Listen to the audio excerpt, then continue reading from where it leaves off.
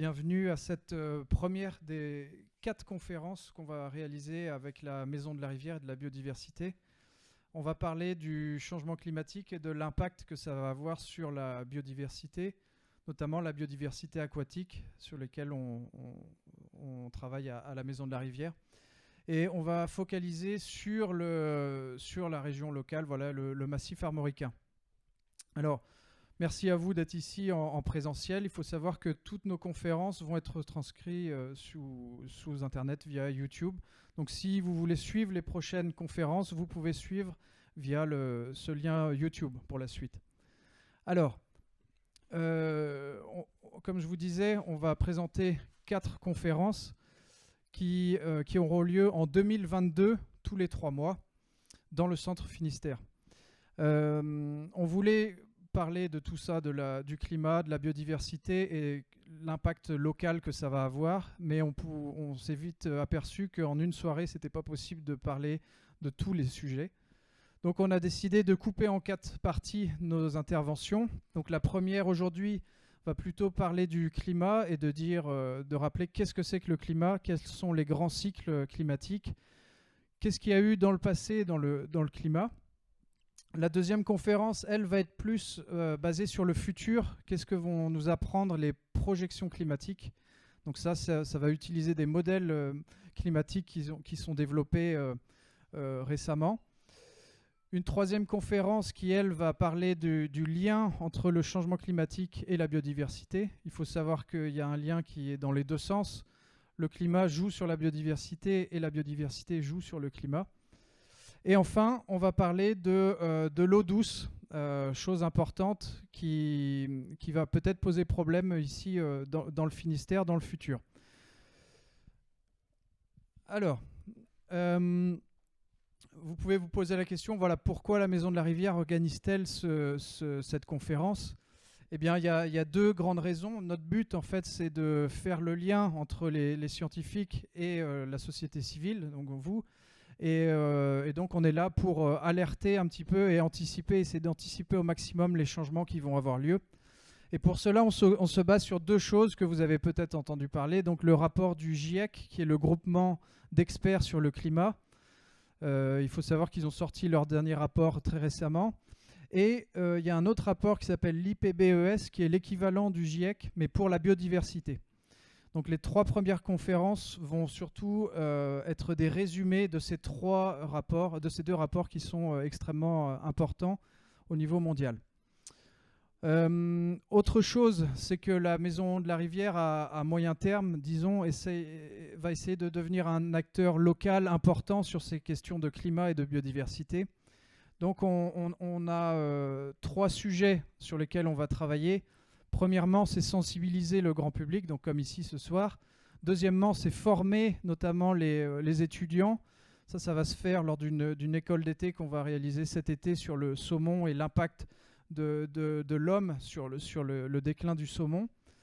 Et troisième chose qu'on aimerait mettre en place, c'est des solutions concrètes. Voilà, c'est bien beau d'alerter, mais on veut aussi proposer des solutions concrètes pour préserver les zones humides et préserver les rivières.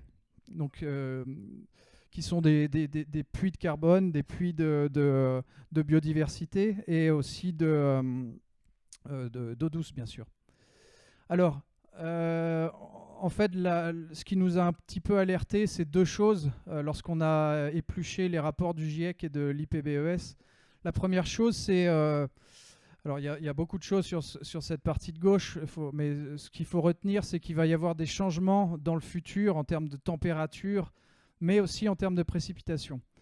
Alors, en termes de température, ce sera peut-être moins marqué qu'ailleurs ici, peut-être parce qu'on est plus à côté de l'océan, mais ce qui risque de changer, c'est plutôt les précipitations. Et c'est surtout là-dessus qu'on veut insister, puisque qui dit précipitation dit impact sur les zones humides et sur les rivières. Donc ce qu'il faut retenir, c'est que les projections annoncent en gros plus de précipitations l'hiver et beaucoup moins l'été, mais tout ça nuancé par les différents choix politiques qui vont être faits dans les années à venir. Autre chose qui nous alerte aussi depuis plusieurs années, c'est le déclin des truites et des saumons dans nos rivières. Donc il faut savoir que depuis les années 90, il y a une chute vraiment spectaculaire, notamment de la population des saumons. Et c'est là-dessus aussi qu'on voulait insister dans ces conférences et dans nos formations aux étudiants. Autre chose, c'est que la Maison de la Rivière est un petit peu un moment charnière, je dirais, où on va essayer de se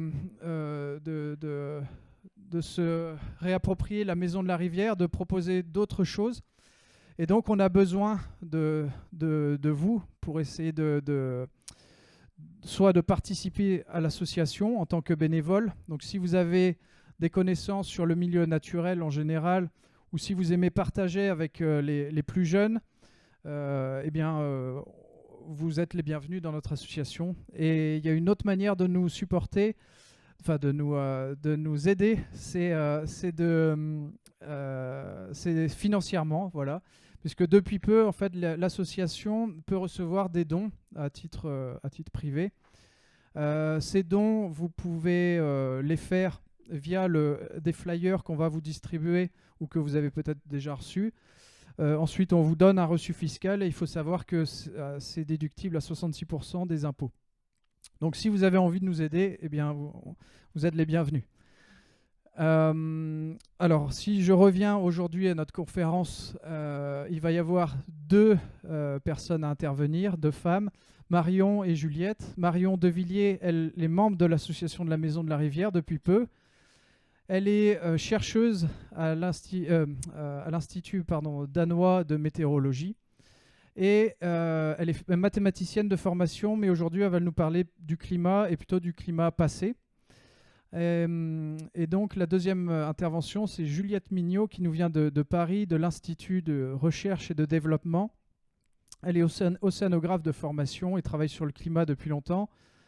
Et elle va plutôt nous parler de l'impact du climat, de l'océan sur le climat et aussi les grands cycles qu'on voit apparaître dans les océans, notamment l'Atlantique. Dernière chose, c'est qu'on voulait que nos conférences soient pas seulement scientifiques, mais aussi artistiques. Donc on a la chance d'avoir Soïk Sibéril avec nous qui va nous faire de la musique. Il est guitariste, il vient du centre-Bretagne. Et on m'a dit qu'il avait une sensibilité écologique aussi importante. Et donc on est très content de l'avoir avec nous. Il y a aussi des photos subaquatiques qui sont présentées, qui viennent d'un artiste qui s'appelle Rémi Masson, qui ne peut pas être présent ce soir. Et enfin, il y a Paul Troel, qui est membre de l'association Maison de la Rivière depuis longtemps, qui va nous montrer ses dessins qu'il fait depuis très longtemps, dessins naturalistes autour des rivières. Et il faut savoir aussi qu'on édite des livres à la Maison de la Rivière sur les cartes des rivières du Finistère, aussi sur d'autres choses, des éphémères, des montages de pêche à la mouche, ce genre de choses. Donc n'hésitez pas à visiter notre stand plus tard.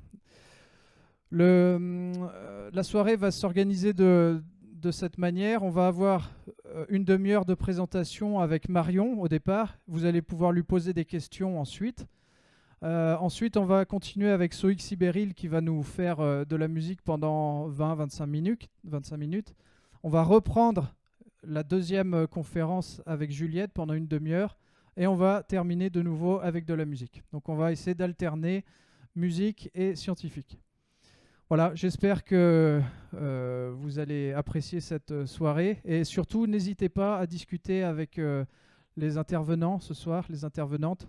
Donc ils sont vraiment là ce soir pour, si vous avez des questions, n'hésitez surtout pas. On ne voulait pas que ce soit un congrès scientifique, on veut que ce soit un débat et une conférence débat. Voilà, je laisse la place à ma collègue Marion.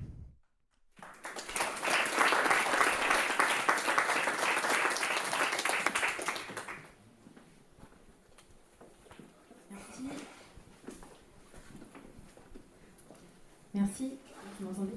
Bonjour, bonsoir. Merci Pierre pour l'introduction. Bonsoir à tout le monde, merci beaucoup d'être venu. Alors moi, oui, effectivement, je vais faire la première partie de cette conférence, mais Juliette terminera la première partie. Elle fera quand même quelques slides avant la fin, avant la pause. Donc moi, je vais commencer par vous parler du climat. Donc je vais essayer le plus simplement possible de vous expliquer un petit peu qu'est-ce que c'est le climat, qu'est-ce que c'est qu'un système climatique. Donc ça, c'est une photo d'un ami à moi qui était au Groenland avec ses chiens sur son traîneau, à un moment de l'année où normalement il y a de la glace à cet endroit. Donc c'est une photo assez représentative qui était dans Le Monde, qui a fait pas mal de bruit. Et donc il y était donc à un moment où normalement on a de la glace, et là ça avait fondu, c'était de l'eau. Voilà. C'était juste pour commencer avec une jolie image. Alors pour commencer simple, j'aime bien rappeler la différence entre météo et climat. Donc qu'est-ce que c'est ? Je ne sais pas si vous avez déjà peut-être une idée. Donc la météo, ça va être le temps qu'il fait. Donc il pleut, il fait chaud, il fait froid. Le climat, ça va être la moyenne de ce temps météorologique sur une longue période. On parle en général au moins de 30 ans pour pouvoir parler vraiment de climat. Voilà, si ce n'est pas clair, on peut revenir. Ensuite, un système climatique, ça a plusieurs composantes. Donc il faut bien garder en tête qu'il y a l'atmosphère qui va interagir avec l'océan, qui va interagir avec la cryosphère. Donc la cryosphère, c'est tout ce qui est glace, les calottes polaires, la banquise, la glace de mer, le permafrost. C'est une composante importante, notamment par exemple pour l'albédo, parce que la glace va réfléchir le rayonnement du soleil. Donc c'est vraiment une composante importante à prendre en compte. Ensuite, la végétation, parce que vous savez que les arbres, ils absorbent le CO2, les algues aussi. Donc c'est une composante aussi dont on tient compte. Alors après, donc ça, c'est les composantes du climat. Et le climat, il va varier en fonction de ce qu'on va appeler des forçages. Donc, si j'ai mis des petits dessins, on va revenir dessus beaucoup après. Il y a les volcans, le soleil, et là, ça, c'est du dioxyde de carbone. Les gaz à effet de serre dont on va beaucoup parler. Vous m'entendez bien ? C'est bon ? Comme ça ? Ah, d'accord. Alors, ici, je vous ai mis l'évolution, une courbe de température. Donc, il s'agit de la courbe de la température globale, l'évolution de 1850 à 2020. Donc, il s'agit du climat actuel, la température globale de la planète. Donc, vous voyez que par rapport à une période où on était relativement stable, on a aujourd'hui une augmentation donc, assez importante de la température. Donc, quand je dis assez importante, ici, sur cette figure, vous pouvez voir qu'il manque l'échelle verticale. Donc, à votre avis, si on a envie de mesurer quelle était cette augmentation et qu'on fait la moyenne sur 2010-2019 par exemple, par rapport à cette période-là stable, de combien on a augmenté en degrés Celsius ? 1 ou 2. Je n'ai pas entendu. 2 ? On a augmenté de 1,1 degré. Donc ça, c'est des chiffres à garder en tête. Hein. Pour l'instant, on est sur une augmentation globale de la température de la Terre de 1,1 degré. Donc ici, sur ces graphes, vous voyez écrit en petit ici, IPCC. Donc l'IPCC, c'est la traduction anglaise de GIEC. Le GIEC dont a parlé un petit peu Pierre tout à l'heure, le groupement intergouvernemental des experts du climat. Donc ça, c'est vraiment un institut mondial avec beaucoup de gens qui travaillent pour connaître le climat, le comprendre et faire des prédictions climatiques. Et AR6, c'est parce que le 6e rapport, dont a parlé Pierre aussi, vient de sortir donc en août dernier. Et je vous invite vraiment à aller voir, si vous voulez, sur Internet. C'est vraiment très bien fait. Il y a plein de graphes. Il y a des résumés pour les décisions politiques. Donc vraiment, n'hésitez pas à aller voir ce rapport du GIEC. J'ai mis ici quelques chiffres pour vous donner une idée. Donc 234 auteurs. Il y a 70 000 commentaires. 14 000 publications scientifiques avec des comités de relecture. Donc plusieurs scientifiques qui relisent toutes ces publications. C'est un travail gigantesque. Donc voilà, je vous invite à aller voir ça. Et donc quand vous verrez donc, sur mes figures ce IPCC en bas, c'est que ces figures viennent donc directement de ce rapport. Alors ensuite, ce réchauffement climatique, on va vouloir l'attribuer, ce réchauffement actuel qu'on observe. Hein. Donc excusez-moi, j'ai pas bien insisté là-dessus. La courbe que je vous ai montrée ici, c'est des observations, d'accord ? C'est mesuré. Donc ce réchauffement qu'on veut attribuer, donc pour l'attribuer, on va avoir différentes choses, différents facteurs à prendre en compte. Donc je vous ai mis ici sur la droite. Alors j'avais un truc de bambou, mais je sais pas où il est. Ah oui, merci. Merci beaucoup. Il faut prendre en compte les facteurs naturels, typiquement les forçages donc, qui vont agir sur les climats dont je vous ai parlé tout à l'heure, soleil, volcan. la fluctuation spontanée, la variabilité interne. Donc ça, c'est le fait qu'on ait, comme je vous ai montré tout à l'heure, différents composants qui interagissent entre eux. C'est quelque chose sur lequel Juliette va beaucoup revenir tout à l'heure, la variabilité interne du climat. Donc on a l'influence humaine. Donc ces facteurs naturels peuvent avoir un effet réchauffant ou refroidissant, l'influence humaine aussi. Donc si je regarde un petit peu plus en détail cette influence humaine, on va avoir deux parts très importantes. On a les particules, donc on parle là de contribution anthropique, hein, les humains, les particules de pollution qu'on émet, qui vont avoir un effet refroidissant, parce que les aérosols vont avoir un effet qu'on appelle parasol sur l'atmosphère et vont bloquer un petit peu la chaleur du soleil. Et bien évidemment les gaz à effet de serre. Et si on fait le bilan, on obtient avec cette attribution vraiment quelque chose d'exactement le même ordre de grandeur que ce qu'on peut observer. Donc voilà, des choses à garder en tête. Alors après, donc ce mécanisme de l'effet de serre, évidemment, je vais essayer de bien vous l'expliquer aujourd'hui, c'est important. Donc il faut d'abord savoir que l'effet de serre, c'est quelque chose de naturel, c'est un phénomène naturel qui existe et donc ça se passe comme ça. Il y a les rayons du soleil qui arrivent. Quand on parle du rayonnement et de la chaleur qui est apportée, on parle en général en watts par mètre carré. Donc une partie de ce rayonnement va être absorbée par l'atmosphère et une autre partie va réussir à atteindre la surface et chauffer la Terre. La Terre, comme elle chauffe, elle va émettre elle-même une chaleur et donc elle va émettre des ondes qui ne sont pas exactement de la même composition que celles du Soleil. Et ces ondes-là vont être vraiment capturées en très grande partie, à 90% par l'atmosphère. Donc tout ce qui ressort de la Terre, en grande partie, c'est recapturé par l'atmosphère et donc ça c'est réfléchi par l'atmosphère, notamment par les nuages et par la vapeur d'eau, ce qu'on va voir après, et ça revient donc sur la Terre. Donc ce phénomène-là d'effet de serre, c'est ça qui nous permet d'avoir 15 degrés en moyenne de température de surface. Si on ne l'avait pas, on serait beaucoup plus froid, quoi. Mais nous, donc, en changeant la composition de l'atmosphère et en augmentant la concentration des gaz à effet de serre, on change tout ce processus. C'est comme si on rajoutait une deuxième couverture et donc on va avoir encore plus cet effet-là qui est amplifié. Vous m'arrêtez évidemment si vous avez des questions. Gardez en tête donc ce chiffre-là de 341 watts par mètre carré pour le Soleil. Pour le slide d'après, j'aurais peut-être dû le recopier. Donc aujourd'hui, le déséquilibre énergétique de la Terre, il se mesure comme ça. Les activités humaines, elles ont amené un réchauffement de 2,3 watts par mètre carré. Donc c'est moins d'1% de ce qu'envoie le Soleil, pour se donner une idée. Mais par contre, ça fait 1 degré de réchauffement, 1,1 degré de réchauffement global. Donc ça correspond, on peut donner par exemple, pour vous donner une idée du réchauffement qui est induit, si vous prenez une terrasse chauffante dans un bar classique, vous mettez un bar comme ça qui chauffe avec une terrasse extérieure chauffante avec du 1500 watts, 24 sur 24, 7 jours sur 7, 365 jours par an. Vous mettez ça tous les 25 mètres sur la planète et ça donne l'équivalent de la chaleur qu'on a amenée nous, avec nos gaz à effet de serre. Qu'on amène en permanence, ouais, c'est ça. Alors donc, je vous ai dit qu'il y avait des contributions naturelles et des contributions anthropiques. Juste pour vous donner un petit peu la nature des contributions, c'est bien aussi de revenir un peu là-dessus. Donc les naturelles, comme je vous disais, c'est surtout la vapeur d'eau et les nuages, donc qui vont capturer cette chaleur. Et pour les anthropiques, c'est donc à 60% les énergies fossiles. On a aussi une part importante de méthane.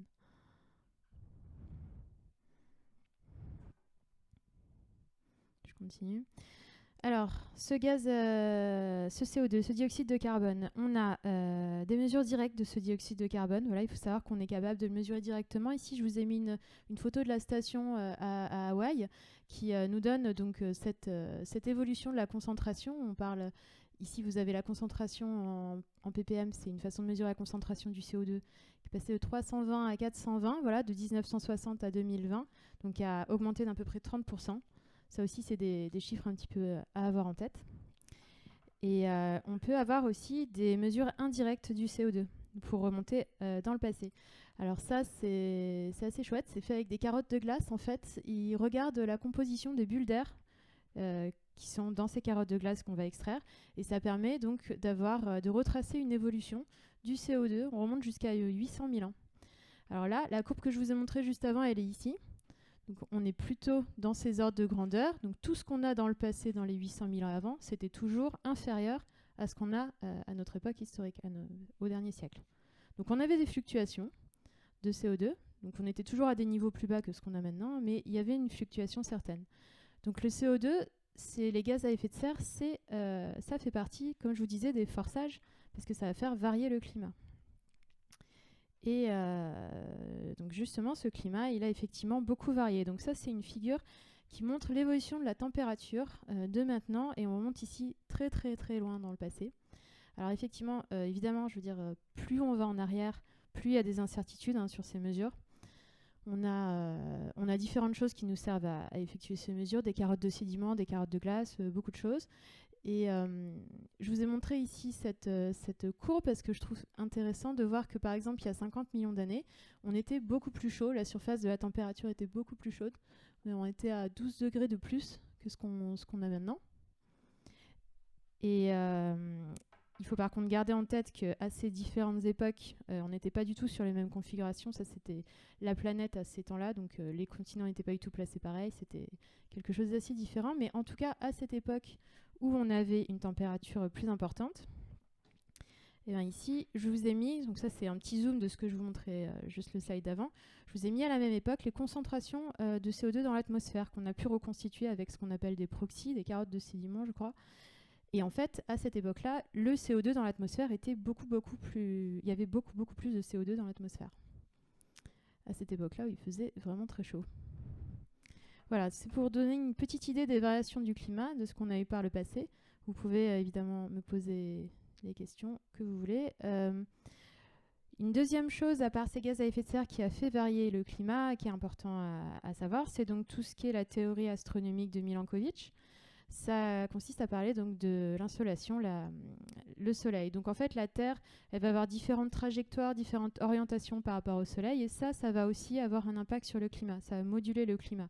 Mais si on regarde les périodes, on est toujours de l'ordre de plusieurs dizaines de milliers d'années. D'accord ? Donc le Soleil, ça a une influence, c'est vrai, mais c'est de l'ordre de dizaines de milliers d'années en période. Il faut bien garder ça en tête. Ensuite, un troisième effet, la troisième chose qui va avoir un effet important sur la variabilité du climat, c'est donc les rétroactions internes dont va parler Juliette. Ici, là, je vous ai mis une présentation d'un système de circulation océanique très important qui s'appelle l'AMOC, dont une partie de l'AMOC, c'est le Gulf Stream, donc vous avez peut-être déjà entendu parler. De tout ça. Donc ici, on va avoir des eaux chauffées par l'équateur qui vont arriver dans le nord, faire fondre la glace et se refroidir et repartir pour redescendre vers l'Atlantique en profondeur. Donc elles arrivent en surface, elles coulent et elles redescendent en profondeur. Donc ça fait ce qu'on appelle cette espèce de tapis roulant et qui fait toute une circulation mondiale. Elle est vraiment très étendue. Et ça a un impact très fort sur le climat. Et cette circulation, selon si elle est ralentie ou accélérée, ça va avoir des impacts, ça va moduler le climat mondial de la Terre. La MOC, Juliette en parlera aussi. Un dernier point important sur les variations du climat, c'est les volcans. Donc les volcans, j'en parlais un petit peu tout à l'heure avec les aérosols, quand on a une éruption volcanique, on a une projection de particules très importantes dans l'atmosphère qui va avoir un effet refroidissant, avec cet effet parasol. Et on est capable aujourd'hui, avec des reconstitutions de température, de les mettre exactement au même moment qu'on a eu nos éruptions volcaniques. On arrive vraiment à trouver une bonne corrélation et voir cet effet sur le climat des volcans. Donc les volcans, c'est un autre effet important, un autre contributeur important. Donc là, on a eu récemment l'éruption aux îles Tonga le 15 janvier. Vous avez dû suivre. On s'est demandé donc est-ce que ça a un impact climatique. Donc en ce qui concerne les éruptions volcaniques, pour qu'elles aient vraiment un impact sur le climat, il faut quand même que ça monte assez haut dans la stratosphère. Il faut quelque chose d'assez puissant et il faut aussi que ça émette beaucoup de particules de soufre. Parce que si c'est que de la cendre, ça ne va pas marcher. Il faut vraiment des nuages de soufre pour bloquer les rayons. Et Tonga, effectivement, c'est monté assez haut. Donc là, je compare Tonga à Pinatubo. Pinatubo, qui est la dernière éruption volcanique qu'on a vraiment bien mesurée, qui a vraiment eu un impact sur le climat assez important. Et en fait, en termes d'altitude, c'est assez conséquent. Mais en termes, par contre, de charge d'aérosol, on n'est pas du tout dans les mêmes ordres de grandeur. Donc, je crois que Juliette, tu m'avais dit on était à 6 centièmes d'impact sur la température globale, quelque chose comme ça. Là, les scientifiques ils sont vraiment en train de l'étudier. Hein. Au début, on a cru que ça allait avoir un impact majeur parce qu'on a tout de suite mesuré que c'était stratosphérique, c'est-à-dire que c'est sorti de la troposphère, ça allait vraiment haut. Et puis ensuite, on a un peu déchanté avec cette charge d'aérosol et le Pinatubo, il a fait une réduction de température de l'ordre de 0,2-0,3 degrés à l'échelle globale, donc ça s'est quand même bien senti. Et lui, ça serait 6 centièmes de degré, les premières simulations dans lesquelles on a pu intégrer ces données. Donc on a les modèles, et puis dès qu'on a su exactement combien de soufre, à quelle hauteur, etc., on les a mis dans nos modèles, et puis on a simulé le climat, parce que c'est trop compliqué de calculer ça à la main. Et voilà, donc a priori, ça n'aura pas un impact sur le climat. Par contre, c'est désastreux parce que c'était essentiellement de la cendre, et donc là, c'est désastreux pour les populations locales. Voilà, et donc de toute façon, Juliette, je pense que c'est maintenant toi qui voulais dire juste un mot sur les simulations climatiques. Enfin, quelques mots quand même. Donc je te passe la main. Oui, donc c'était juste un petit mot justement sur ces fameuses simulations climatiques, parce que voilà, on en entend beaucoup parler, et puis elles sont très importantes pour la prise de décision et pour l'anticipation du climat futur. Donc c'est important de savoir ce qu'il y a dedans et de savoir voilà, est-ce qu'on en a confiance, et puis à quoi est-ce que ça peut servir. Donc ça sert beaucoup à prévoir le climat futur, ce sera l'objet de la conférence dans 3 mois.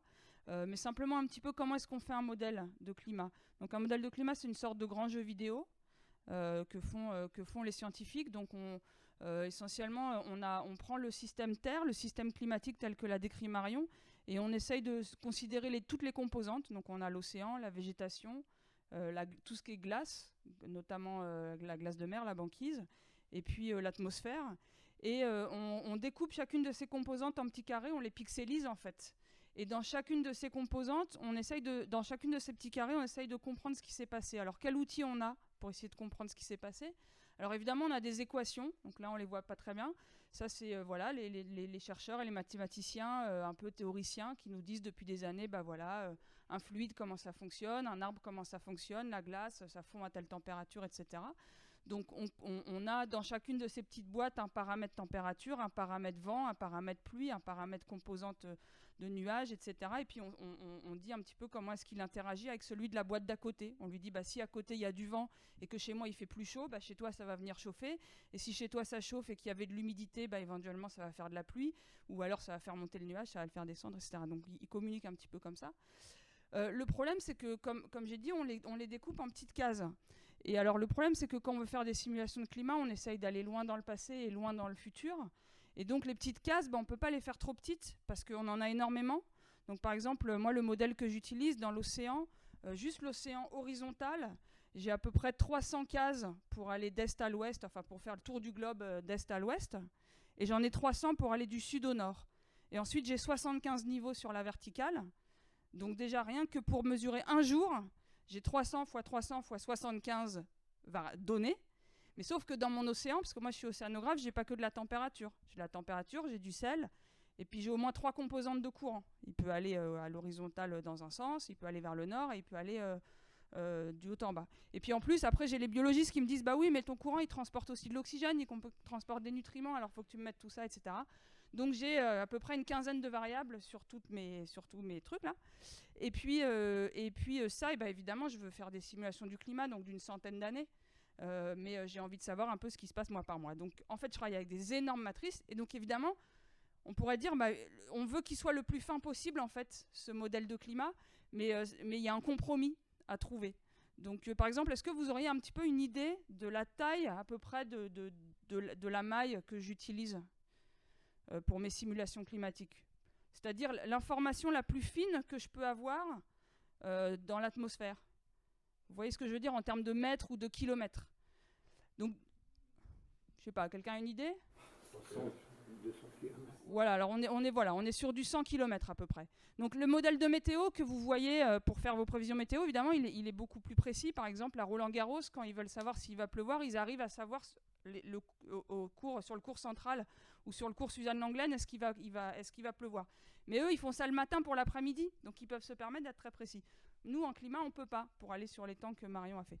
Voilà, toute cette longue histoire, c'est pour expliquer qu'évidemment, il se passe plein de choses à une échelle plus précise que 100 km.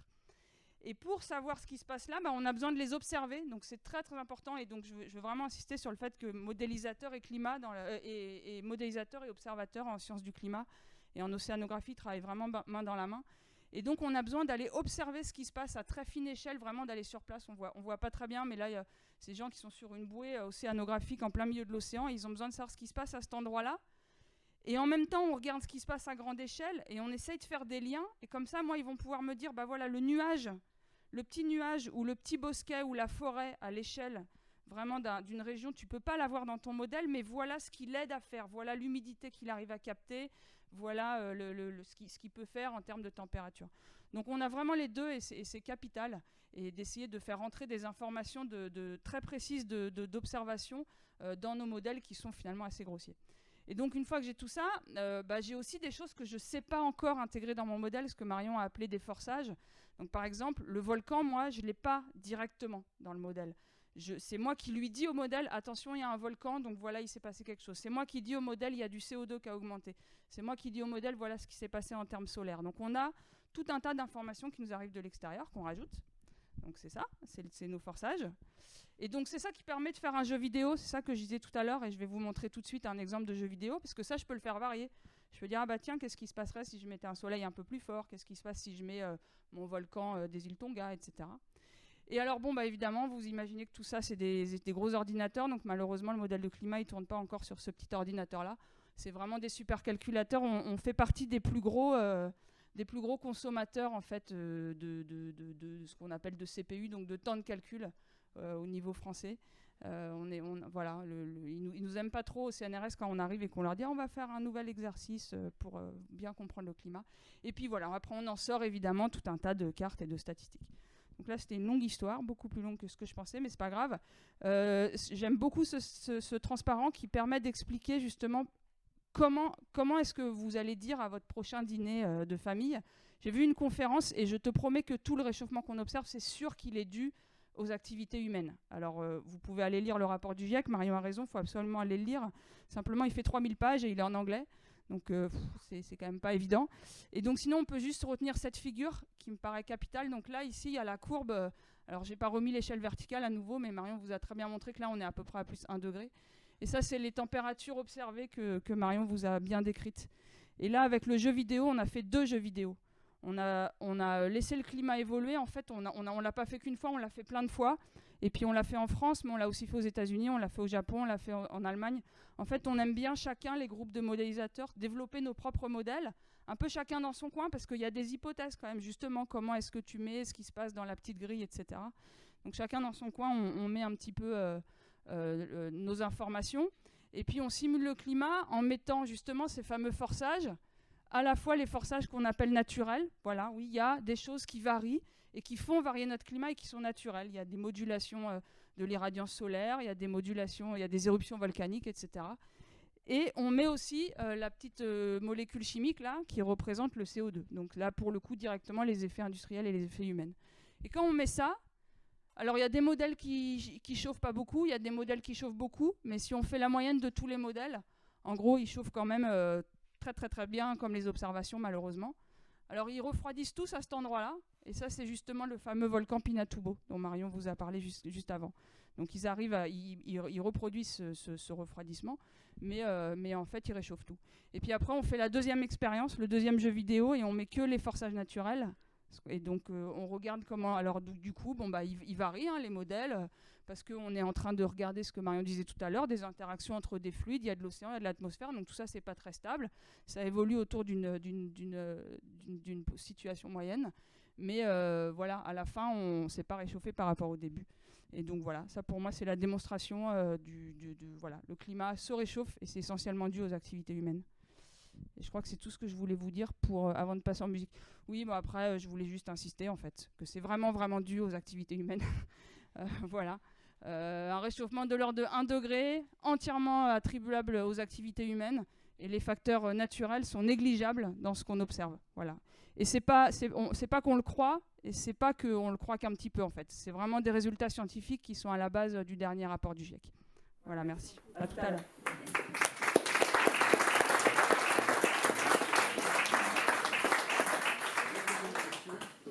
Aux questions.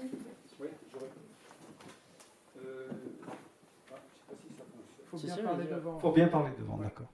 Dans la diapo tout à l'heure, concernant les activités anthropiques contributives au réchauffement, je n'ai pas vu, mais peut-être que j'ai pas bien regardé, l'artificialisation du territoire. Je voulais savoir si c'était une donnée que vous avez déjà pris en compte et si vous pouvez un peu évaluer le pourcentage de ce bitumage du territoire là, concernant le réchauffement du climat. Ouais, alors donc il est un tout petit peu pris en compte simplement en termes de CO2 et de déforestation ici. Après, parce que là, c'était vraiment un slide sur les gaz sur l'effet de serre en fait. Donc directement sur l'effet de serre, ça joue parce que ça fait ce qu'on appelle un puits de carbone. Je vais en reparler juste après la pause. C'est-à-dire que avant qu'il y ait du bitume, il y avait des arbres et les arbres quand même ils captent le CO2 pour faire leur tronc. Donc ça émet en net, ça émet du CO2 et c'est ce qu'on mettait là.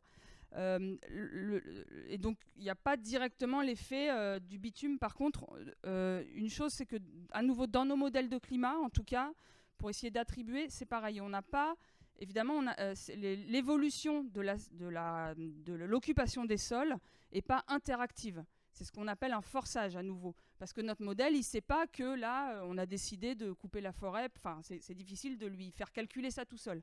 Donc nous, on lui dit chaque année, voilà le sol tel qu'il est. Et là, effectivement, on peut faire des expériences que je n'ai pas montrées là, mais tout à l'heure, quand j'ai montré mon jeu vidéo, je peux aussi ne faire varier que l'occupation des sols et voir l'effet. Et effectivement, l'effet est très fort.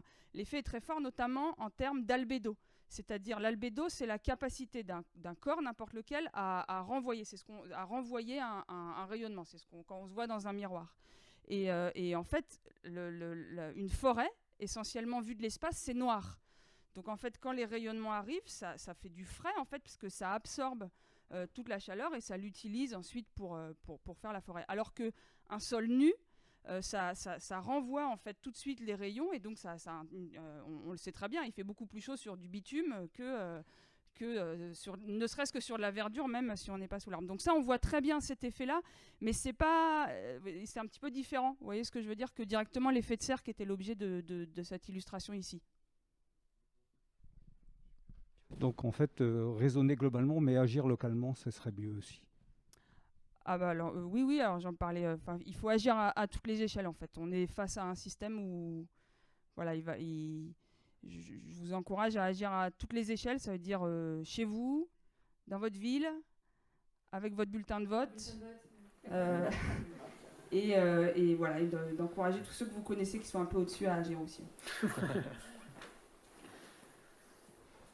Vous avez dit qu'à un moment donné, le climat allait augmenter de plus 12 degrés. Donc ancien, c'était dû à quoi? C'était dû, d'après ce que je vous ai montré, ce qu'on a reconstitué, certainement à l'augmentation du dioxyde de carbone dans l'atmosphère. Donc on a eu cet engouement de l'effet de serre qu'il y a eu à ce moment-là aussi. Et pourquoi est-ce qu'on a eu cette augmentation de CO2? Ça, je ne sais pas trop. Ouais, on a du mal à l'expliquer. Simplement, tout ce qu'on peut dire, c'est qu'on est effectivement dans un système qui est sensible. Alors, il faudrait regarder l'échelle de temps. Hein. On était sur du million d'années avant le présent. Donc, a priori, c'est quand même pas l'homme qui a émis le CO2. On ne sait pas très bien, en fait. On a probablement des effets d'emballement. Il faut voir qu'une grosse partie de ce carbone, donc, il est stocké notamment dans la biosphère et dans l'océan, qui jouent des rôles...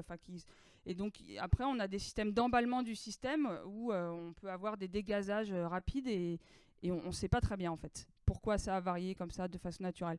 On peut le prendre simplement comme une illustration des possibilités de déstabilisation du système et que, voilà, là, on a pris plus 1 degré, mais le système tout seul, sans qu'on l'embête, il est capable de prendre plus 10. Donc, il faut peut-être faire attention.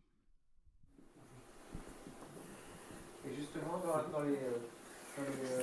dans vos programmes, vos modélisations, le côté stable et non stable, jusqu'à quand est-ce qu'on pourrait quitter cette stabilité-là?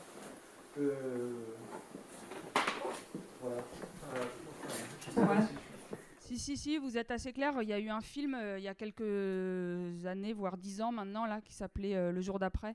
Je ne sais pas si ça vous dit quelque chose. On voyait la tour Eiffel avec la glace, là, et puis le film, c'était des scientifiques dans l'Atlantique, puis en 1 semaine, ils étaient pris dans les glaces, etc. Donc, Alors, donc aujourd'hui, on a volontairement, enfin, le but c'était pas forcément de parler du futur. Il va falloir être très patient et attendre 3 mois pour avoir une conférence sur le futur. Mais bon, on va quand même un peu vous dévoiler la réalité. Donc, dans le film là, par exemple, cette déstabilisation, c'est effectivement la plus connue, et c'est tout à fait une déstabilisation. Enfin, Marion, je peux te laisser expliquer d'ailleurs, hein, si tu veux, mais c'est une déstabilisation exactement comme cette illustration là, où en fait, ce qu'on voit dans le film, c'est que tout d'un coup là, il se met à faire froid. Et donc, il y a de la glace qui arrive. Et comme... Enfin non, pardon, je dis n'importe quoi. Je recommence. Il fait chaud. On est dans le réchauffement. Non, donc, quand il va commencer à faire chaud, et donc cette eau où Marion vous a dit, cette eau, en fait, elle aime bien se refroidir et plonger. Et puis, elle fait un espèce de tapis roulant où elle amène du chaud. Elle fait fondre la glace là-haut, là. Et puis, elle se refroidit, du coup. Et donc, elle plonge et elle revient en arrière. Maintenant, on fait la même histoire, mais il fait chaud. Et donc elle arrive, elle amène du chaud, mais il fait chaud en fait. Donc elle n'arrive plus à se refroidir. Donc elle n'arrive plus à fondre, à plonger. Donc elle n'arrive plus à retourner vers le fond, et donc elle n'arrive plus à tirer le chaud qui vient. Et donc toute la machine en fait se ralentit. Et le problème, c'est que comme elle n'arrive plus, paradoxalement, elle n'arrive plus à amener du chaud là-haut. Certes, il fait chaud, mais en hiver, il fait quand même un peu froid. Et donc finalement, paradoxalement, on a de la glace qui commence à se former. Parce qu'on n'a plus d'influence de la circulation océanique, du fameux Gulf Stream, enfin je vais y revenir tout à l'heure, du fameux Gulf Stream qui contribue à venir réchauffer ces hautes latitudes. Et donc on a une espèce de rétroaction où paradoxalement on commence à refroidir l'Atlantique Nord et à partir complètement d'un système instable. Donc je vous rassure tout de suite, aucune des simulations climatiques qu'on a ne propose ce type de phénomène, au moins dans les 200 prochaines années. Par contre, toutes les simulations climatiques ont montré un ralentissement. Par contre, voilà, on a un ralentissement de cette circulation, mais pas un arrêt et pas une déstabilisation majeure. Pour l'instant, dans nos modèles, on ne voit pas de déstabilisation majeure telle qu'on la voyait dans le film. Après, il ne faut pas oublier que dans nos systèmes de climat, on n'a pas toutes les interactions. Donc, comme je disais, par exemple, on n'a pas l'interaction directe avec les systèmes de biosphère. Et donc, tout ce qui est déstabilisation, par exemple, du permafrost, dont on entend pas mal parler, vous savez, c'est ces sols gelés qu'il y a dans le nord de la Russie, qui actuellement sont gelés, mais en fait, c'est des sols qui sont très humides et qui renferment justement une très forte quantité de méthane. Et là, on a un peu peur qu'avec la fonte, avec le réchauffement climatique, on pourrait avoir une fonte de ces sols-là, et donc que ça dégagerait tout d'un coup beaucoup de méthane, et que ça viendrait cette fois emballer le système et réchauffer encore plus. Celui-là, il n'est pas pris en compte en fait dans nos modèles. Donc quand nous on dit réchauffement de 1 degré, 2 degrés, 3 degrés, si ça se passe dans le futur, ça pourrait venir emballer la machine. Et puis on en a d'autres qui viendraient au contraire refroidir, telles que les catastrophes de circulation océanique comme celle dont on vient parler. Ce qu'on appelle les rétroactions positives ou négatives, en fait, et qui sont vachement importantes à prendre dans cette projection, à prendre en compte. Donc, par exemple, la glace, typiquement, donc, si ça chauffe trop, ça fond. Du coup, si elle fond trop, et du coup, le rayonnement arrive à pénétrer encore plus facilement dans les océans, et donc ça fait encore plus fondre de la glace. C'est une rétroaction positive, c'est un effet d'emballement du système. Mais cette question de la MOP, ou la question aussi de la glace et du retrait de la banquise, c'est beaucoup étudié aussi dans le rapport du GIEC. Ils appellent ça les tipping points, les points de non-retour. C'est des endroits du système où il ne faut pas aller, parce que là on arrive sur quelque chose, on ne pourra plus revenir en arrière. Moi je travaille sur la fonte du Groenland par exemple, et si on la fait trop fondre au bout d'un moment, cette calotte glaciaire elle sera plus capable de se reconstituer. C'est des points de non-retour. Et il y en a plusieurs identifiés. Après, il y a de la musique, ça va vous remonter le moral. Attends, il y a juste une question là.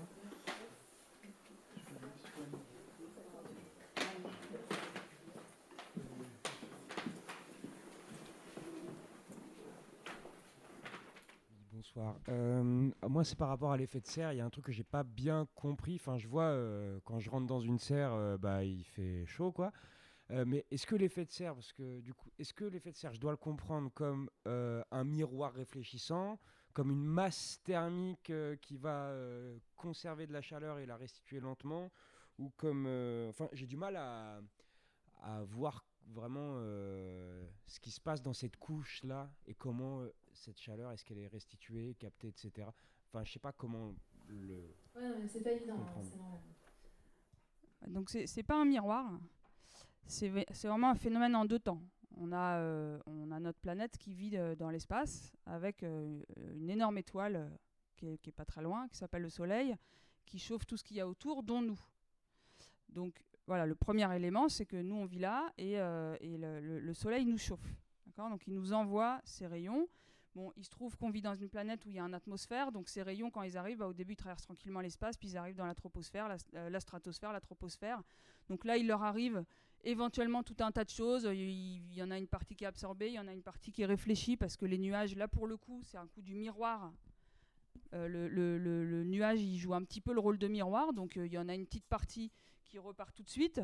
Il y en a quand même une partie qui arrive à la Terre. Une fois à la Terre, il y en a une petite partie qui est renvoyée directement comme un miroir, effectivement, notamment dans les zones de glace. Donc ça repart directement. Et ça, c'est tout ce qui est jaune. Donc ça, le jaune, c'est le Soleil qui arrive et tout ce qui fait miroir, où ça repart directement. Et ensuite, voilà, on est la Terre et donc là, on est chauffé. On est chauffé par le Soleil et donc on se réchauffe. Et après, n'importe quel corps, alors là, c'est de la théorie physique, je vais employer un gros mot, je vais employer le mot de corps noir, peut-être que ça vous parle.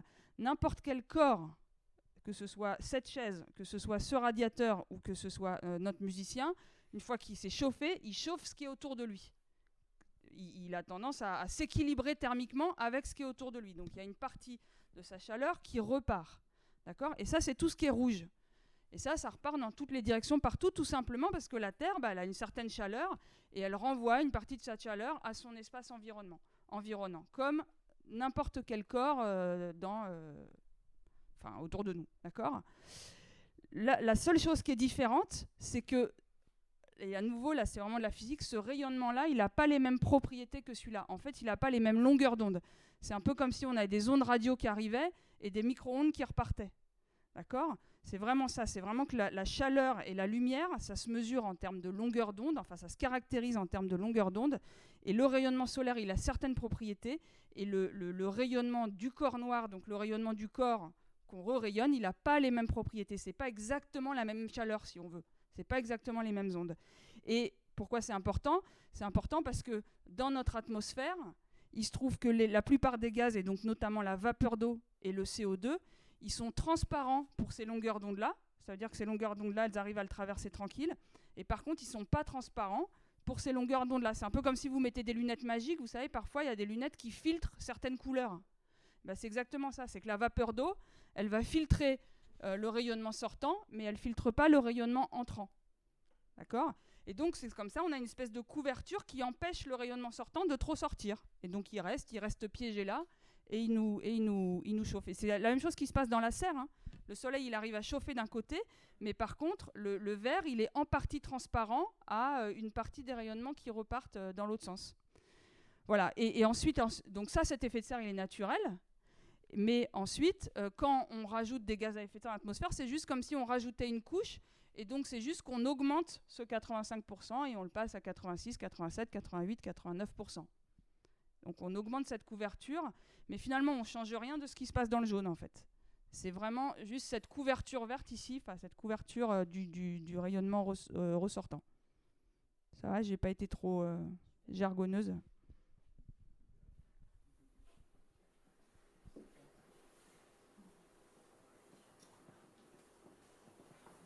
Il y aura encore du temps après, et puis vous pouvez venir nous voir un par un aussi.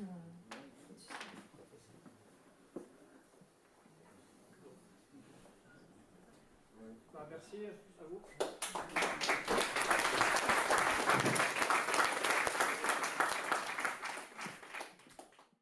Donc, merci beaucoup pour la musique. Et ouais, voilà, chauffer. Ça nous aide à réémettre. Et donc voilà, donc l'idée c'était de continuer un peu à peu près le même temps. Et donc moi je vais essayer de répondre à deux questions là, une fois qu'on a vu un petit peu globalement l'effet de serre et le réchauffement, et puis on a une idée de ce qui s'est passé un peu par le passé. Et donc là je voudrais regarder rapidement qu'est-ce qui se passe pour l'océan, parce que quand même, déjà je suis océanographe, mais vous vivez ici quand même près de l'océan. Et puis on va voir aussi que la deuxième question c'est aussi finalement, est-ce qu'on fait que se réchauffer ? Les courbes qu'ont montré Marion, ça ne faisait pas que se réchauffer. Et on va voir que l'océan, il joue un rôle en fait un petit peu dans tout ça. Et voilà, donc passer un petit peu au-delà du réchauffement. Donc première question, l'océan, qu'est-ce qu'il en dit de tout ça là? On a parlé de 2 choses tout à l'heure. On a parlé de CO2 et on a parlé de température. Et l'océan, il a un problème avec ces 2 choses-là, en fait. Enfin, il n'a pas un problème, mais en fait, il répond à ces 2 choses-là. Évidemment, il répond à plein d'autres choses. Marion a parlé d'un surplus d'énergie qui est donc stocké sous cette couverture supplémentaire qu'on s'est mise volontairement, là, avec toutes nos industries. Donc, sous notre grosse couverture d'effet de serre, on a un surplus d'énergie. Et en fait, qu'est-ce qui se passe? Ce surplus d'énergie, il est dans l'atmosphère. Qu'est-ce qui se passe? Eh ben, je suis au regret de vous dire que dans 90%, part dans l'océan. Donc finalement, on se réchauffe dans l'atmosphère, 1 degré, on trouve ça grave. Je vous rappelle que la France a signé les accords de Paris et que les accords de Paris disent on va tout faire pour se limiter à 1,5 degré. Donc on est à 1 degré déjà. Donc ça se réchauffe, c'est grave, on veut limiter ça, etc. Mais en fait, 90% de cette chaleur, elle est stockée dans l'océan.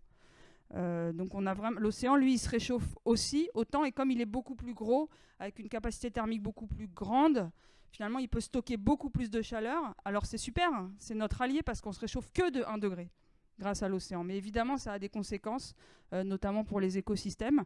Et ça a aussi des conséquences en termes de temps de réponse à toute politique d'adaptation qu'on pourra mettre en place pour limiter le réchauffement, puisque toute cette chaleur, elle est là. Donc si on s'arrête demain, il va falloir du temps pour refroidir ce gros radiateur-là qu'on réchauffe tranquillement. Donc ça, c'est au niveau énergie. Et puis maintenant, au niveau chimique, au niveau CO2, donc on a dit que essentiellement ce réchauffement, il était à cause d'émissions de gaz à effet de serre et notamment de molécules de dioxyde de carbone dans l'atmosphère.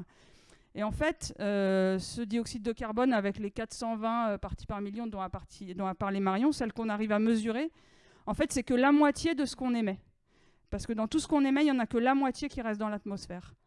Après cette moitié-là, il y en a à peu près 1/4 qui part dans l'océan et 1/4 qui est absorbé par la biosphère.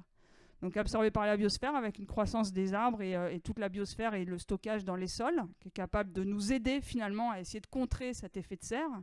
Et puis l'océan, parce que effectivement à l'interface air-mer, en fait, l'océan arrive à capter un certain nombre de molécules chimiques et à absorber du CO2 et à l'émettre, à le stocker. Donc ça, c'est les 2 choses. Alors, il en résulte un certain nombre de choses. Il en résulte d'abord des problèmes de niveau de la mer. Donc ça, vous en avez sûrement entendu parler. Et ici, c'est une courbe observée en fait, de niveau de la mer global. Donc depuis 93 ici seulement, parce qu'en fait, c'est essentiellement des courbes qu'on arrive... Enfin, le meilleur outil qu'on a pour mesurer l'élévation du niveau de la mer, c'est des observations par satellite, où on arrive à observer en fait, les bosses et les creux qu'il y a à la surface de la mer, et puis à essayer de... En fait, on envoie des ondes qui reviennent, et en fonction du temps qu'elles mettent à revenir jusqu'au satellite, on mesure un petit peu la hauteur... Et donc, on est capable de mesurer. Donc, ça, c'est un ordre de grandeur aussi qui est assez intéressant. Quand on parle des problèmes de niveau de la mer, c'est un problème réel, c'est un problème très grave, mais on n'est pas en train de parler de 15 mètres. D'accord ? Ce n'est pas un tsunami qui nous attend. Ce n'est pas un tsunami qu'on observe actuellement. C'est 8 cm. Le problème, c'est que ces 8 cm, il faut associer ça à éventuellement des cyclones, des tempêtes, etc. Mais donc, ce qu'on observe actuellement, au niveau global, c'est environ 8 cm d'élévation du niveau de la mer en 15 ans.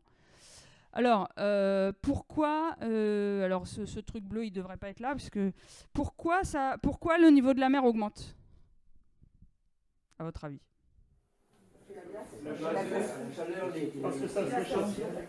Parce que ça se réchauffe, parce que la glace fond. Donc tout le monde a raison, mais ceux qui disent la glace, ils ont peut-être que à moitié raison. Effectivement, d'abord, ça se dilate, d'accord ? L'eau, quand elle chauffe, elle prend plus de place, comme la plupart des corps, donc ça c'est de la physique, et donc on a une dilatation. Et puis la glace fond, mais alors je ne sais pas si vous avez déjà bu un whisky, sûrement, et vous avez mis un petit glaçon dedans, et puis en fait vous l'avez oublié au soleil, et quand vous êtes revenu, et en fait le verre il n'avait pas débordé alors que le glaçon il a fondu. Donc en fait la glace fond, ça ne fait pas déborder le verre. Parce qu'en fait, effectivement, la glace fond, mais la glace qui est déjà dans l'eau, qu'on appelle la banquise, quand elle fond, elle ne fait pas augmenter le niveau de la mer. Et donc, j'ai vu qu'il y avait des jeunes enfants, là, au fond, et donc, n'hésitez pas à faire cette expérience, elle est assez intéressante.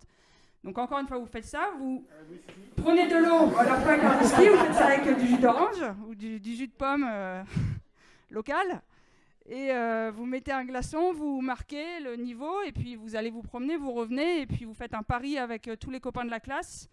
Et je pense qu'il y en a au moins la moitié qui vont vous dire que quand le glaçon va fondre, ça aura augmenté. Et en fait, c'est pas vrai, ça n'aura pas augmenté.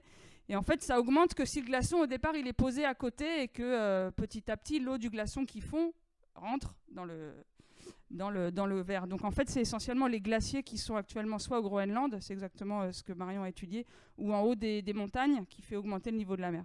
Et ces deux contributions, en fait, alors là c'est un graphique compliqué, mais grosso modo, ces deux contributions, donc ici c'est l'élévation totale, c'est une autre version de celui-ci, et en rouge c'est l'expansion thermique, donc, parce que ça se dilate, comme on a dit, et en bleu c'est à cause de la fonte de ce qu'on appelle les calottes glaciaires et les glaciers continentaux.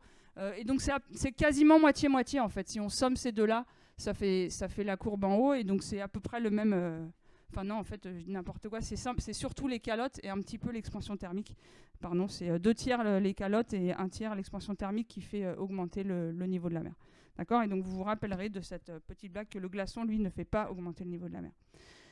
Voilà, alors en fait, cette augmentation du niveau de la mer, il n'est pas homogène. Et ça, c'est une carte à nouveau par satellite. Alors on a à la fois une carte par satellite et puis des observations de marégraphes locaux qui montrent cette élévation. Donc ça, c'est en millimètres par an. Donc cette fois, c'est une tendance de combien ça augmente. Et on voit qu'il y a des régions où ça augmente plus, des régions où ça augmente moins. Ça, c'est à cause d'une interaction avec éventuellement la circulation océanique. C'est assez compliqué. Et alors, on a la chance, c'est qu'à Brest, c'est là, en tout cas en France, où on a le marégraphe le plus vieux de France. Et donc, on a des données depuis ici. Alors, vous voyez rien, mais ici, c'est 1825, 1850, 1875 jusqu'à 2000. Et donc, à Brest, les observations, c'est plus fort que la moyenne. J'ai parlé de 8 cm par an et en 15 ans. Et à Brest, on a augmenté enfin, c'est peut-être pas plus fort d'ailleurs, 22 cm en 15 ans. Voilà. Avec une augmentation comme ça qui s'accélère. Et donc, il faut absolument garder ce type de mesure, j'insiste. Et donc, ce que vous pouvez faire aussi, on a parlé du bulletin de vote, etc. tout à l'heure, mais c'est vraiment faire en sorte que ce type de mesure historique, c'est fondamental pour avoir un recul sur ce qui se passe et donc tout faire pour garder le marégraphe de Brest. Voilà, je crois que c'est tout ce que je voulais dire sur le niveau de la mer. Donc j'ai parlé un petit peu du CO2 en disant, bah voilà, le CO2, il rentre dans l'océan, et donc l'océan, à nouveau, c'est notre allié face au changement climatique puisqu'il absorbe une partie du CO2. Le problème, c'est que quand il rentre, en fait, il n'y a pas de bulle dans l'océan, donc quand il rentre, c'est pas le gaz qui fait bloup bloup bloup et qui descend. Il y a une transformation chimique qui se passe à l'interface océan-atmosphère, et il rentre sous forme d'ion. C'est un gros mot, mais c'est simplement pour dire un gaz, quand il rentre dans l'eau, en fait, il se dissout, si on veut, et donc il fait des ions qui, eux, sont acides. Parce que c'est comme ça, c'est une caractéristique. L'ion, quand il rentre, c'est un ion CO2, et quand il rentre, il va se mélanger un petit peu avec de l'eau, qui est une molécule de H2O. Ces deux-là, ils s'acoquinent ensemble et ils font du HCO3-. C'est comme ça que l'océan arrive, que le CO2 arrive à rentrer dans l'océan. Et le HCO3-, ça contribue à l'acidité. D'accord ? Et donc, quand le CO2 il rentre dans l'atmosphère, ça a changé l'acidité de l'océan. Et donc là, on a une courbe. Donc la source, c'est le télégramme, comme quoi, mais j'ai pas exactement la source. Alors, je suis désolée, c'est pas de très bonne... c'est pas une très bonne résolution, mais en gros, l'acidité, ça se mesure en termes de pH. Plus le pH est bas, plus c'est acide. Ici, on a des mesures qui datent d'une trentaine d'années. D'accord ? Non, qui ne datent pas d'une trentaine d'années. C'est quoi ces mesures-là ? Ah non, c'est en milliers d'années, oui, voilà, c'est ça. Donc, on peut retranscrire le pH essentiellement en étudiant les petites bêtes qui sont mortes, les coquillages qui sont morts, dont les coquilles se sont déposées dans les fonds marins. On creuse dans les fonds marins, plus on creuse profond, plus c'est des vieilles coquilles, et on analyse ces coquilles et on a une idée du pH, enfin des conditions chimiques dans lesquelles ces coquilles ont grandi dans l'eau. Et donc on avait essentiellement un truc stable et qui commence comme ça à s'acidifier. À nouveau, on n'est pas sur des choses du tout homogènes. On a des grandes disparités à cause de plein de choses, notamment à cause de mouvements verticaux de l'océan et comment est-ce que l'océan peut peut mélanger en fait. Une fois que ça se dissout à la surface, on a des phénomènes de mélange, et plus l'océan est capable d'aller amener ce qu'il attrape à la surface en profondeur, plus il est capable d'en recapter. Donc c'est une bonne nouvelle, mais en même temps, ça contribue à en mettre encore plus au fond. Et puis, alors évidemment, là, je suis sûre qu'il y a des experts, bien plus experts que moi dans la salle, sur les conséquences que ça peut avoir sur les écosystèmes.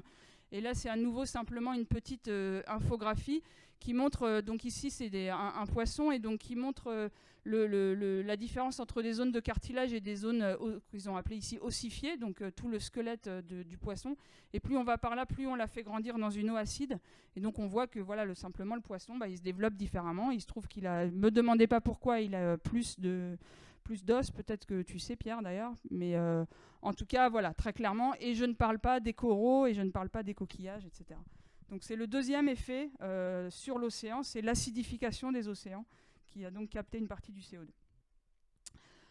Alors, maintenant, tout ça c'est bien joli, mais on ne fait pas que se réchauffer, d'accord? Et donc il aurait pu y avoir des petits malins dans la salle qui disent oui, oui, vous nous dites que ça réchauffe, mais en fait là vous voyez, ça se réchauffait plus, là ça se réchauffe moins, là ça se réchauffe plus. Et donc à chaque fois qu'on publie ces enregistrements, évidemment, il y a toujours quelqu'un pour dire bah là vous voyez en fait, cette année-là on s'est refroidi par rapport à l'année d'avant, donc en fait on ne s'est pas réchauffé.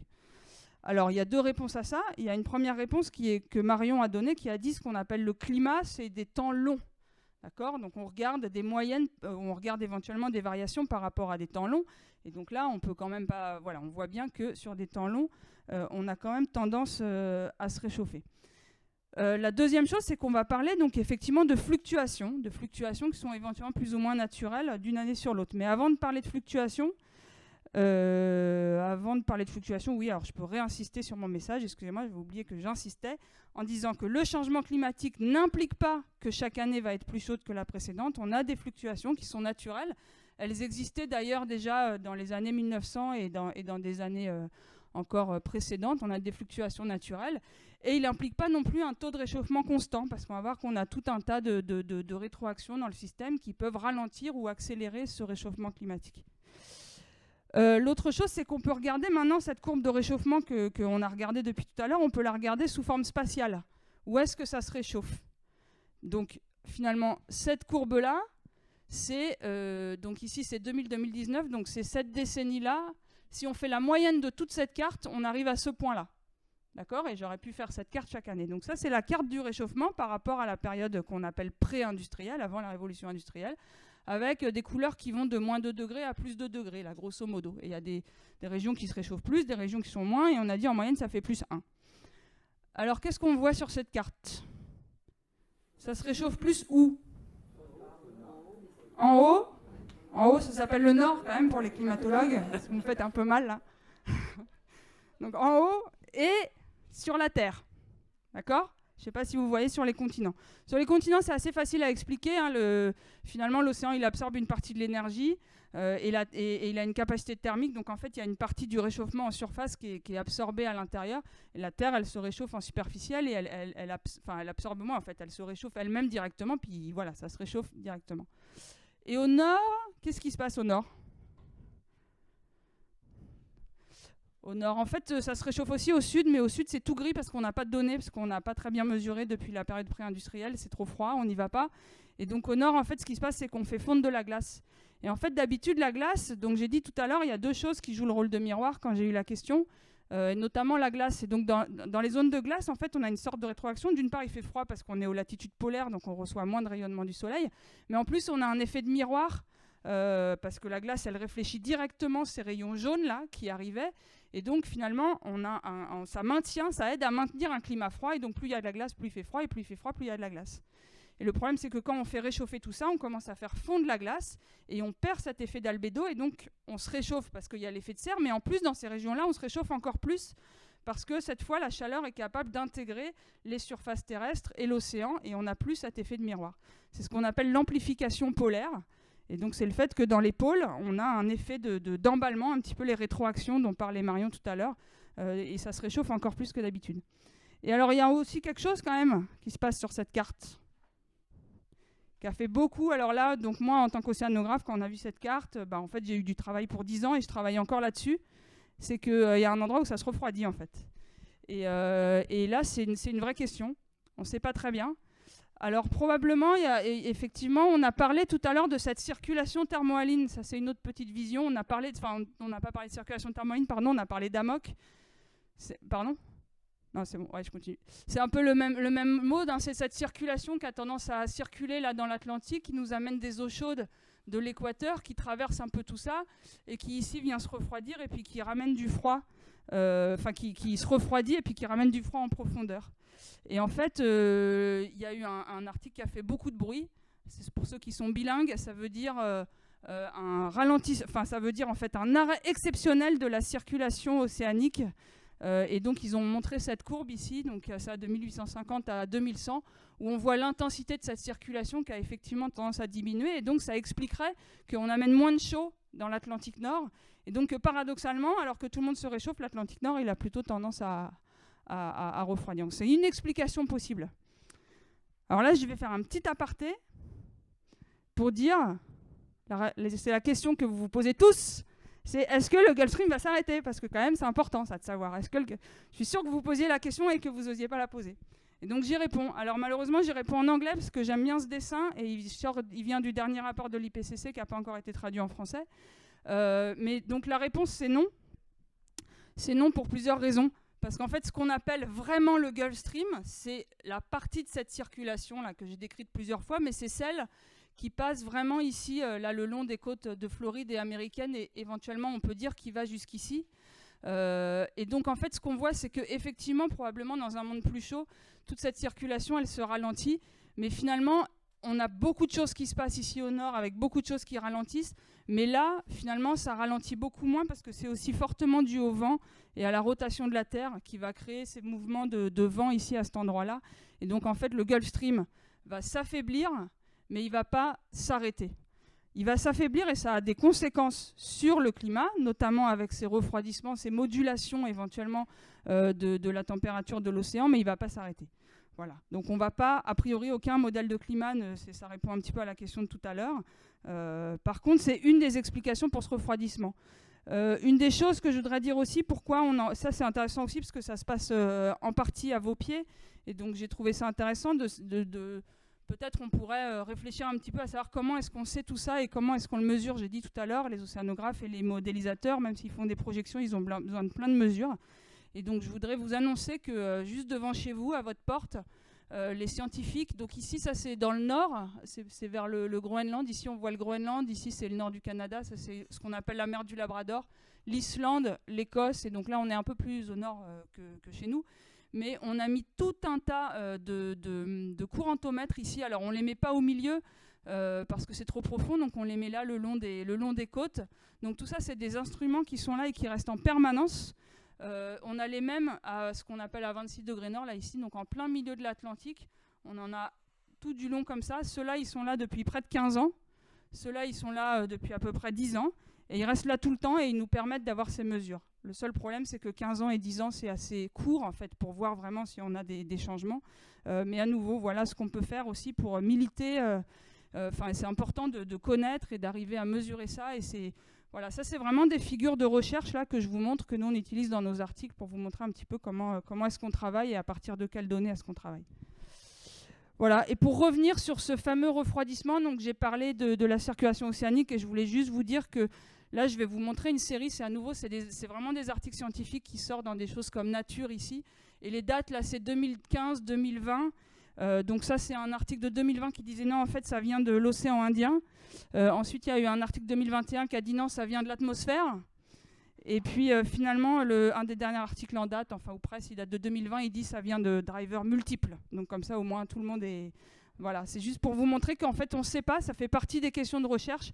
Et une carte aussi simple que la photographie du réchauffement actuel, il y a encore des choses qu'on a du mal à comprendre. Je sais vous expliquer pourquoi c'est plus chaud au pôle, je sais vous expliquer pourquoi c'est plus chaud sur les continents, je ne sais pas très bien vous expliquer pourquoi c'est un peu moins chaud dans l'Atlantique Nord.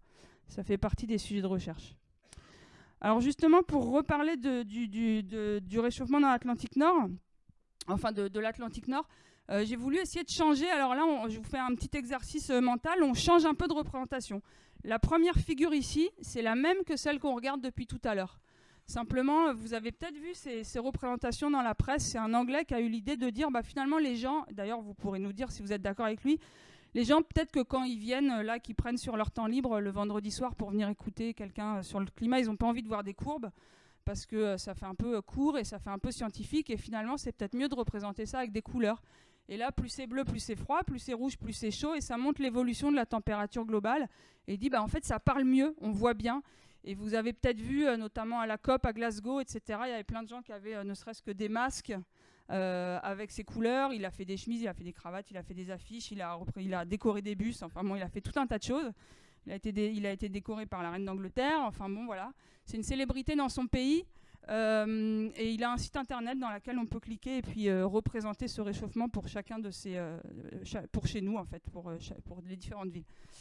Et donc là, c'est la courbe qu'on a vue depuis tout à l'heure. Et puis là, je montre la courbe de l'Atlantique Nord. Et pourquoi je montre cette courbe? Parce qu'elle montre aussi que voilà, qu'on n'a pas fait que se réchauffer. On voit que dans l'Atlantique Nord, on a des modulations du climat. Et ça, par exemple, c'est mon métier d'essayer de les expliquer, d'essayer de comprendre pourquoi à un moment donné c'était plus froid, pourquoi à un moment donné ça devient plus chaud, ça devient plus froid. Là, on voit qu'il se passe des différentes choses. Et pourquoi est-ce qu'on veut les expliquer? Là, je vous montre une étude qui me semble intéressante pour vous. Donc, ces modulations dans l'Atlantique Nord, on appelle ça la modulation, l'oscillation multidécennale atlantique. Donc, c'est ce qui est là ici qu'on a mis la mot. Donc, c'est cette courbe rouge. Ça, c'est les modulations depuis à peu près 1930 de température moyenne dans tout l'océan Atlantique Nord. D'accord? Donc, je prends tout l'océan Atlantique, je moyenne sa température. Et voilà les modulations que j'observe. Et là, ici, c'est des gens qui ont regardé maintenant le débit d'une petite rivière ici qui est un affluent de la Garonne. C'est une équipe de Toulouse qui a fait ça, c'est pour ça qu'ils ont fait ça là-bas. Ça serait très intéressant si quelqu'un a envie de regarder sur des rivières locales. Et en fait, on voit une très très bonne, qu'on appelle en jargon une très très bonne corrélation, une très très bonne correspondance entre les modulations assez lentes finalement du débit. C'est pas j'y vais hier et j'y vais demain, ou c'est pas par rapport à l'année dernière. On est en train de parler de dizaines d'années. On voyait que dans les années 40, on avait probablement un débit relativement faible. Dans les années 70-80, on avait un débit beaucoup plus fort. Et ça a l'air d'être fortement lié, fortement associé à des modulations de la température dans l'Atlantique Nord, tout simplement parce que la température de l'océan Atlantique, elle va jouer sur les précipitations, elle va jouer sur tout un tas de modulations naturelles et normales de notre climat. Donc c'est pour dire qu'on sait qu'on a un réchauffement, mais on sait qu'on a aussi des choses qui sont là, qui sont internes, et qui peuvent aussi expliquer certaines choses. Et c'est important de garder en tête que tout n'est pas le réchauffement, en fait. Il y a aussi des modulations dans ce que chacun de nous observe autour de nous. En tout cas, une influence océanique très claire sur le débit des rivières dans la région toulousaine.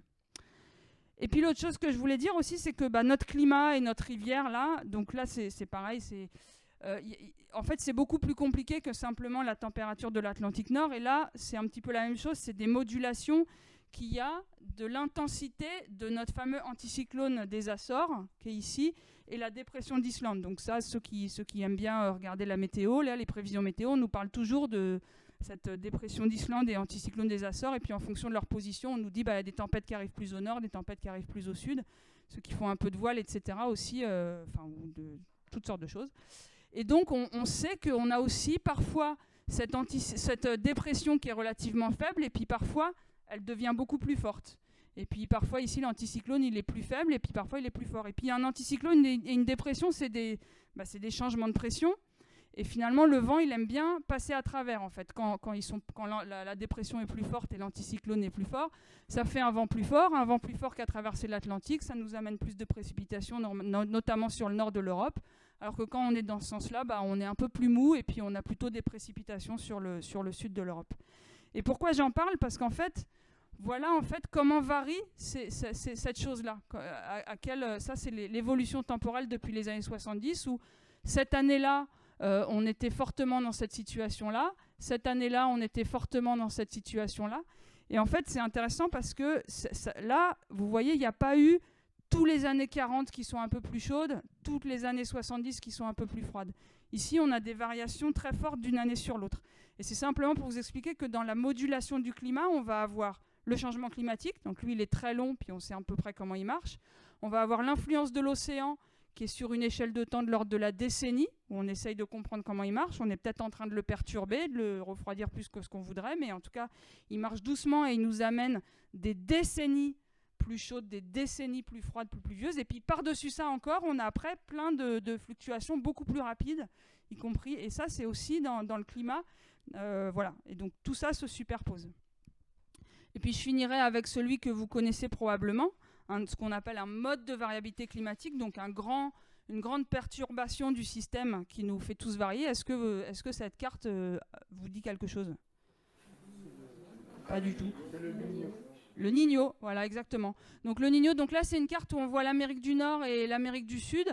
Alors c'est un peu stylisé, on voit des nuages, etc. Et puis on voit une grosse couleur rouge ici avec une espèce de langue qui est exactement sur l'équateur, qui montre effectivement la température. Enfin en fait c'est l'anomalie de température, donc la perturbation de température qui est mesurée pendant ce qu'on appelle un événement El Niño dans le Pacifique. Donc c'est un réchauffement ici du Pacifique équatorial, qui a tout un tas, donc ici ça va faire des eaux plus chaudes, ça va avoir tendance à faire un petit peu monter, ça va avoir tendance à réchauffer l'air, et l'air au-dessus du coup il va avoir tendance à monter, et en fait ce qui se passe c'est que l'air il monte, quand il monte il fait plus froid en haut, ça pleut, et c'est connu parce qu'on appelait ça El Niño, parce qu'il a souvent lieu en hiver au moment de Noël, et c'était dans les années où on a ce phénomène, on a de la pluie au moment de Noël dans la région du Pérou-Chili, et on a beaucoup de fruits exotiques qui du coup mûrissent à ce moment-là, ce qui n'est pas du tout le cas d'habitude.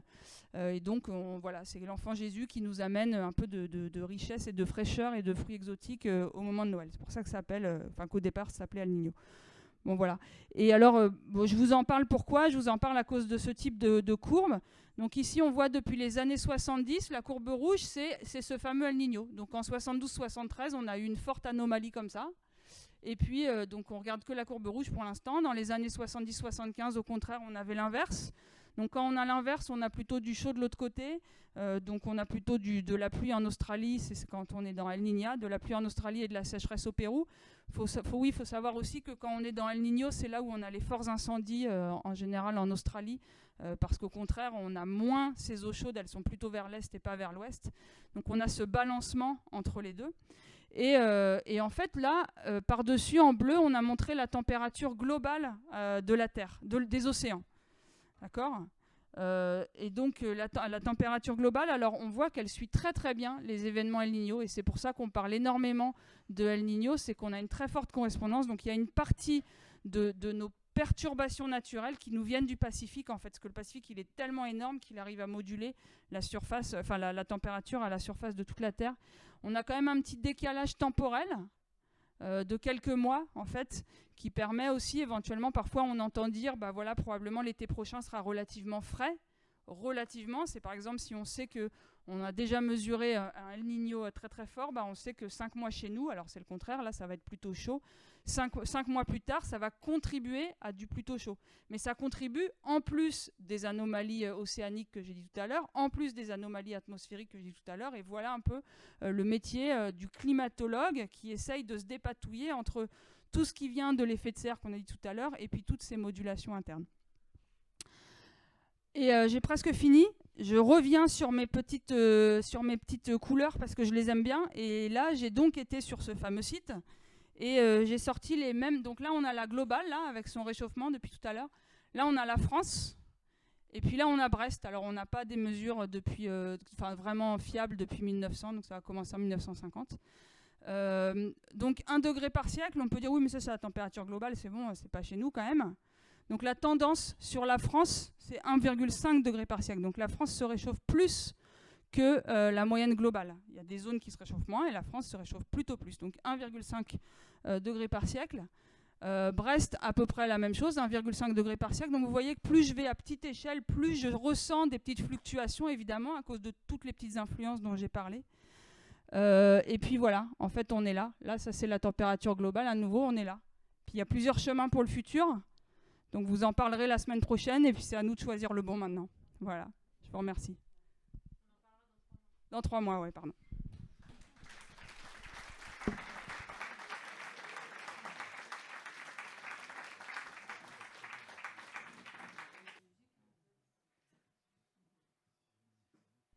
Merci. J'ai une question, mais je me souviens plus à quel slide c'était, sur quelle planche c'était exactement. Est-ce que tu peux revenir en arrière ? Parce que j'ai une mémoire visuelle, donc j'ai du mal à si je vois pas les choses. Encore. C'était au départ, c'était plus vers le départ. Il y avait quelque chose que j'avais pas très bien compris.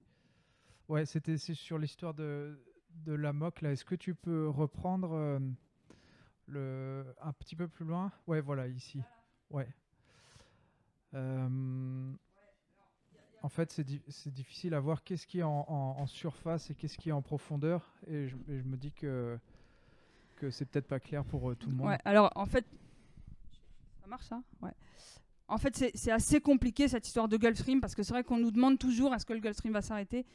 Pour les océanographes, le Gulf Stream, c'est vraiment... Alors après, je vais revenir sur l'histoire de profondeur, mais pour les océanographes, la définition du Gulf Stream, c'est un courant qui passe le long de la Floride, le long des côtes américaines et qui se détache à cet endroit-là. Et en fait, si je prends maintenant avec mon petit, mon jeu vidéo là, dont je parlais tout à l'heure, mon modèle, je peux mettre un climat chaud, je peux mettre un climat froid, je peux mettre donc différents types de climats. Tant que j'ai du soleil qui chauffe et la terre qui tourne, je vais avoir un Gulf Stream. Parce qu'en fait, c'est simplement essentiellement dû au vent. Et le vent, il est lié essentiellement au fait que la terre n'est pas chauffée partout exactement pareil et qu'elle tourne, donc elle crée un vent dans une certaine direction qui va entraîner un Gulf Stream. Donc ça, c'est la première chose. Et ça va entraîner un Gulf Stream essentiellement horizontal, en fait, où il n'y a pas d'histoire de plonger, de pas plonger. Donc on a une circulation probablement assez horizontale, qui ne veut pas dire qu'elle n'est pas profonde. Hein. Le Gulf Stream, il descend à peu près jusqu'à 2000 mètres de fond. Donc sur les 2000 premiers mètres, on a comme ça une circulation probablement horizontale. Alors évidemment, c'est pas un tourbillon où vous allez pouvoir nager vous comme dans la piscine magique. Hein. C'est pas du tout comme ça. On parle de centimètres par an, voire de millimètres par an quand on parle de courant marin. Et puis c'est très diffus. Donc voilà. Mais par contre, on a en moyenne comme ça un courant plutôt horizontal qui s'appelle le Gulf Stream. Et par-dessus ça, on a un autre effet, c'est qu'au nord, il se passe plein de choses, notamment j'ai parlé donc d'eau qui a envie de se refroidir et qui a envie de plonger. Et puis du coup, comme il y a une eau qui a refroidi, qui a envie de plonger, ça aspire un petit peu de l'eau qui vient d'ailleurs. Comme on est au nord, là, là on a plutôt de la glace, on a du mal à faire venir l'eau. Donc essentiellement, ça attire finalement, enfin on peut le voir comme ça. J'espère qu'on n'est pas retransmis sur YouTube, hein, parce que mes collègues océanographes, je crois qu'ils vont avoir des cheveux blancs. Mais voilà, essentiellement, on peut éventuellement attirer une partie de cette eau qui plonge. Et donc ce Gulf Stream fait partie à la fois de cette circulation-là et puis à la fois du transport de chaleur vers le nord qui vient ici se refroidir. Et après, effectivement, en fait, là, on la voit un petit peu la profondeur. On a des eaux chaudes qui arrivent et qui, en se refroidissant, se mélangent avec ce qui se passe en dessous et repartent plutôt sous la forme de courants froids, tapisser l'océan global. Et puis ensuite, voilà, il leur arrive une autre histoire qu'on racontera un autre jour. Et alors après, dans un climat chaud, en fait, le problème, c'est qu'on a ce phénomène d'aspiration qui est effectivement plus faible. Et ça, c'est vrai. On a probablement parce qu'on arrive moins à mélanger ces eaux et à faire en sorte qu'elles se refroidissent là-bas au nord. Et donc, on a cette aspiration, on a cette partie-là qui probablement s'affaiblit. Peut-être aussi le reste qui s'affaiblit un petit peu, mais on ne peut pas tout arrêter, en fait. Il faudrait arrêter de faire tourner la Terre. Donc c'est une espèce d'interaction entre différents courants marins. Et puis encore une fois, voilà, l'océan, vous l'avez juste là, vous imaginez bien qu'on n'a pas une barrière entre là c'est le Gulf Stream, là c'est plus le Gulf Stream, ou alors on n'a pas du rouge qui nous permet de suivre exactement le Gulf Stream. Donc tout ça, c'est des représentations schématiques et moyennes d'un océan qui fait bien ce qu'il a envie. Et ces tapis roulants rouges et bleus, on les retrouve partout dans les océans ? Alors, ce phénomène ici, là, il est très très particulier à l'Atlantique Nord. C'est pour ça que c'est un endroit magique. Il arrive que dans l'Atlantique Nord et aussi dans l'océan austral. La même chose, mais dans le sud, le long de l'Antarctique. Pourquoi il n'arrive pas dans le Pacifique ? En fait, tout simplement, c'est que dans le Pacifique, il y a le détroit de Bering. Et si on regarde, je ne sais pas si j'ai une carte ici, mais le détroit de Bering, il est finalement plus au sud. On ne voit pas très bien là, mais... En fait, il est plus au sud que ce qu'on arrive à faire dans l'Atlantique Nord, donc ça se refroidit pas assez en fait. Et donc on a le même courant un peu que le Gulf Stream qui tourne, qui s'appelle le Kuroshio, qui a lieu avec un phénomène de gire en fait, un espèce de truc qui tourne comme ça parce qu'il se passe la même chose. Hein. Dans le Pacifique aussi, il y a du vent et du réchauffement et la Terre qui tourne. Mais par contre, il n'y a pas ce phénomène d'aspiration vers le nord parce qu'il n'y a pas ces interactions avec les eaux très froides dans les hautes latitudes. Et donc ces choses-là, elles se passent dans l'Atlantique Nord.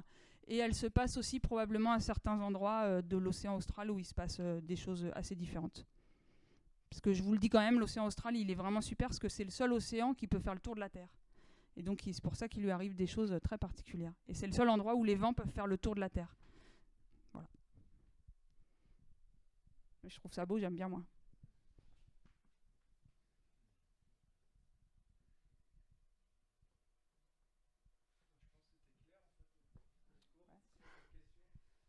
peut discuter après si vous voulez.